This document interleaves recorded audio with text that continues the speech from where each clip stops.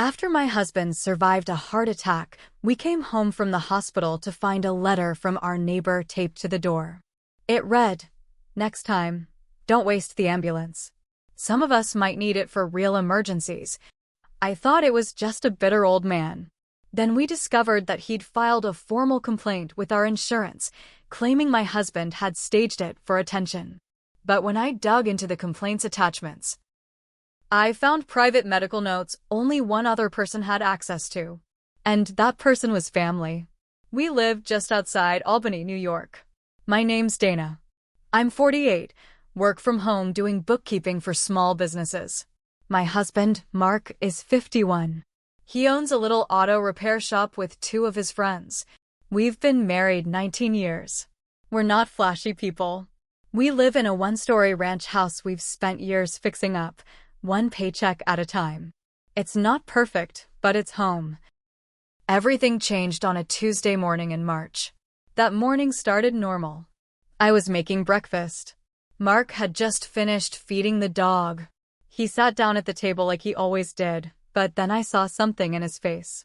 He went pale, then green, then started sweating like full-body dripping sweat. He said, "My chest hurts," and the next thing I knew, he fell out of his chair and hit the floor. He wasn't breathing right. I could see his fingers curling and twitching. I didn't even think. I called 911 and screamed into the phone. I thought I was watching him die.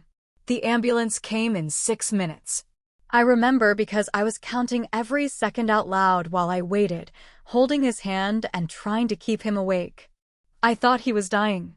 I really did. They rushed him to Albany Medical Center. I followed in my car. The doctors said if I had waited 5 more minutes, he wouldn't have made it. He had a widowmaker heart attack. One artery was nearly fully blocked. They put a stent in and told me it was a miracle he survived. Mark stayed in the hospital 2 nights. I barely slept. He was groggy and sore, but alive. I thanked every nurse, every doctor, every EMT that passed us. I told them they'd saved my world. Then we came home. There was a note taped to our door. A plain white piece of paper, computer printed. No envelope. No name. "Next time, don't waste the ambulance. Some of us might need it for real emergencies." I stared at it for at least a full minute. I thought it had to be a sick joke. Who would write something like that? Mark took it from me and crumpled it up. He said, "Probably Gary." He tried to laugh it off. Said it wasn't worth getting worked up over. But I couldn't let it go. Not after everything. Gary is our neighbor. Lives alone next door. He's 73 and walks with an oxygen tank. Complains if your car is too close to the sidewalk. Complains about barking dogs. He once put a post-it on our mailbox because our wreath was too flashy. The guy's miserable. I assumed it was him. Who else would care enough to make a comment like that? I wish it had been just him. 2 weeks later, a letter from our insurance company showed up. It wasn't a bill. It was marked urgent. Investigation materials. It said someone had filed a formal complaint against Mark. Claimed he faked the heart attack. Claimed he used up emergency services for attention. The words on that page made my stomach flip. It said he had no relevant health history and had orchestrated a dramatic collapse for personal attention. It didn't stop there. Attached to the complaint were records. Medical records. Specific notes from Mark's old general practitioner. Notes that included information about his cholesterol, stress levels, and past EKGs. Notes that weren't part of his current files. Notes that were stored in a shared family login we used when we moved his files over last year. Only 2 people besides me had access to those. Me and my sister, Kelly. Once I saw those records, my heart dropped into my stomach. I knew those notes. I was the one who scanned and uploaded them into our family portal when we switched Mark's primary care doctor last fall. The portal had a shared folder that Kelly had helped me set up because I wasn't great with that kind of tech stuff. She walked me through the upload process on a Zoom call. I trusted her. She said it was so I could help you guys if something ever happens. She was the only other person who had the password. At first, I told myself there had to be some mistake. Maybe the files were leaked some other way. Maybe someone at the hospital. But I couldn't shake the feeling in my gut. So I tested it. I changed the password on the folder. 2 days later, I got an alert that someone tried to log in with the old password from a device in Binghamton, where Kelly lives. It wasn't a coincidence. I didn't say anything to her at first. I wanted to be sure. So I made a fake file. I named it Cardiac Follow-Up April 2025 and put it in the folder. The file was just a blank document. Less than 24 hours later, someone opened it. That was all the proof I needed. I confronted Kelly on a Sunday. Drove the 2.5 hours to her house without calling ahead. She lives in a nice split level with her husband Paul. No kids. She opened the door like she was surprised to see me, but she smiled, fake, tight-lipped. I didn't smile back. I said, "Why the hell did you go into Mark's medical records?" She froze. Her face went white, then red. She stepped back like she didn't know what to say. I kept going. "Did you file the complaint to the insurance? You sent those files. You're the only one who had them." She didn't deny it. Not right away. Instead, she crossed her arms and said, "You don't understand what's going on." Then she started crying. I thought I was going to lose my mind. She told me Mark wasn't really having a heart attack, that he was milking it for attention, that he had been complaining about stress and chest pain for months and didn't do anything about it, that it was his fault. Then she said something that chilled me. "I warned you he wasn't the man you thought he was. Maybe now someone else will finally see it." That's when I realized this wasn't about insurance, or emergency services, or anything rational. This was personal. Years ago, Mark and I had a rough patch. It lasted maybe 8 months. My mom had just died, my dad moved in with us, and things got hard. Mark worked longer hours to keep the shop running. I felt alone. During that time, Kelly came around a lot more. Looking back now, it makes me sick how helpful she was. She brought groceries, cleaned the house, even picked up Mark from work once or twice when his truck broke down. One night, I walked in on the two of them sitting a little too close on the couch. Nothing physical, but the air was thick. I told myself it was nothing. Now I'm not so sure. I didn't say anything to Mark yet. I didn't know how. But then things got worse. Our insurance said they were reviewing the legitimacy of the claim. They paused reimbursement for the ambulance. And they flagged us for potential fraudulent use of emergency services. We had to pay the hospital bill out of pocket, over $13,000, while they investigated. All because of Kelly. Because she wanted to warn me about my own husband. But it wasn't just about warning me. It was about punishing me. Or punishing him. And I was about to find out how far she really went. A week after the insurance freeze, I got a call from the hospital billing department. They said someone had requested Mark's billing details, claiming to be his legal guardian. That made no sense. Mark is of sound mind. No one had any power of attorney, and he damn sure didn't authorize anyone to act on his behalf. I asked who made the request. They hesitated, then said the name, Kelly Monroe. My sister. She told the hospital she was Mark's medical proxy. Claimed that I was mentally unstable and couldn't be trusted with medical decisions. She'd even faxed over a fake document with a forged signature. I demanded a copy. When it came through my email, I nearly punched a hole through my laptop. The signature looked close, but not quite right. I've seen Mark's handwriting every day for 19 years.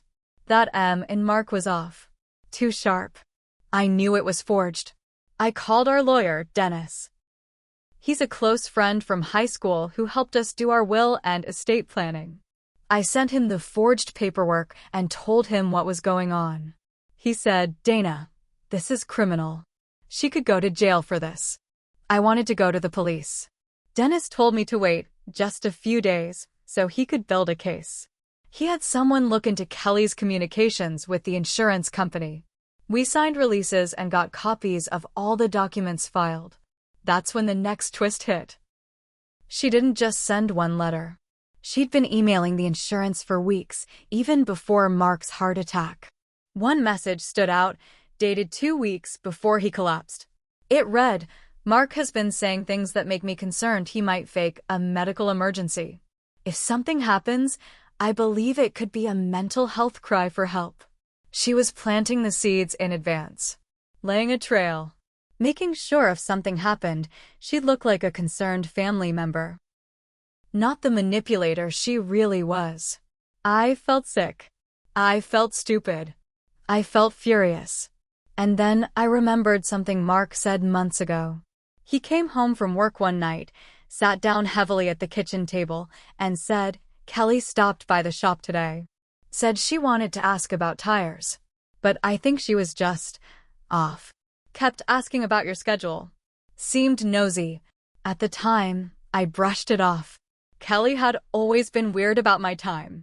She hated when I was too busy for her. But now it all made sense. She'd been watching, planning, setting us up. I finally told Mark everything. He didn't react the way I expected. He didn't yell. He didn't break anything. He just sat there, staring at nothing for a long time. Then he said, "She kissed me once. 2 years ago." I pushed her off and told her never to try that again. "I didn't want to hurt you." I was stunned. He said he didn't tell me because it didn't matter. He thought it was just a moment of confusion, something she'd never try again. Clearly, he was wrong. That night, I didn't sleep. I watched Mark breathing next to me, alive by what felt like sheer luck. And I made a promise to myself. Kelly wasn't going to get away with this. Not for the lies. Not for the fake paperwork. Not for the emotional mess she dropped into our lives like a bomb. And especially not for trying to destroy the man who almost died in my arms. I started making phone calls the next morning. Not just to Dennis, but to every authority who would listen. First, I gave everything to the police. Every email Kelly sent. The forged signature. The fake proxy document. I printed the login logs from our family health portal showing her IP address in Binghamton. I gave them timestamps, folder access history, everything. The detective I met with, Officer Tisdale, didn't say much at first. Just took notes, read the printouts, and said, "If even half of this checks out, this is serious. You'll hear from us soon." Then I went to our insurance provider in person. I demanded a sit-down with their fraud department. I had a binder full of printed evidence. I told them I wasn't leaving until someone looked at it. They did. 2 days later, the suspension on our claim was lifted. We got a call saying our account was cleared of suspicion. The ambulance bill was reinstated, the hospital payments resumed, and they told us a fraud investigation had officially been opened against Kelly. And here's where things took a turn I didn't expect. Kelly was arrested. They showed up at her house and took her in on charges of insurance fraud, impersonation, and unauthorized access to private health records. She spent 2 nights in holding before posting bail. The news got out. Small towns talk. Her name was in the paper. Local woman accused of impersonating family member to commit insurance fraud. But what hit hardest wasn't the arrest. It was what came after. Her husband, Paul, showed up at our door. He had a manila folder in his hands. He looked wrecked. Pale, sweaty, dark circles under his eyes. He said, "I think you should see this." Inside were printed chat logs. Dozens of pages. Emails. Screenshots. Stuff she sent from her private email to a burner account. She had been planning this for over a year. In one email, she wrote, "Once he's in the hospital, I'll strike. She won't see it coming. They'll finally believe me when I say he's no good for her." There were even lines about me, stuff she wanted to do, to help me heal. She actually wrote that she might get custody of our dog if I broke down emotionally. I couldn't believe it. She wanted to destroy my marriage and rebuild some twisted fantasy life where she played savior. And I saw one last thing in those emails that stopped me cold. A spreadsheet.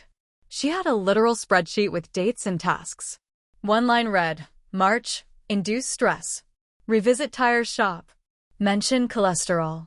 She was trying to stress Mark out on purpose, hoping he'd collapse so she could step in and play hero or twist it into something she could use. She wasn't just dangerous. She was evil. Mark tried to be the bigger person. He said maybe she needed help, that she wasn't well, that jail wasn't going to fix what was wrong in her head. But I wasn't interested in peace. Not anymore. So I gave everything I had to her job. She worked in a medical billing office. I sent them the arrest report, the charges, the forged documents. She was fired that same week. Then I sent a copy to her HOA board. Turns out she was trying to run for HOA president in her neighborhood. Disqualified. Every part of her life began falling apart. Paul filed for divorce. Her house went up for sale. Her lawyer tried to negotiate a quiet settlement, tried to make me sign a statement that we wouldn't pursue further charges if she agreed to restitution. I refused. She pled guilty to 2 counts, fraud and identity theft. Got 3 years probation, lost her job, and now has a record that'll follow her for life. As for me, I'm not proud of every step I took. Maybe I should have seen the signs earlier. Maybe I should have told Mark about the time I saw her staring at him too long. Maybe I should have believed my gut when things fell off between them years ago. But I didn't, and it nearly cost my husband his life and his reputation. So no, I didn't forgive her. Some things don't get fixed. Some betrayals leave a scar that you stop trying to hide. Mark is alive. We're stronger now somehow. Closer. He doesn't blame me for letting her in, but I blame myself enough for both of us.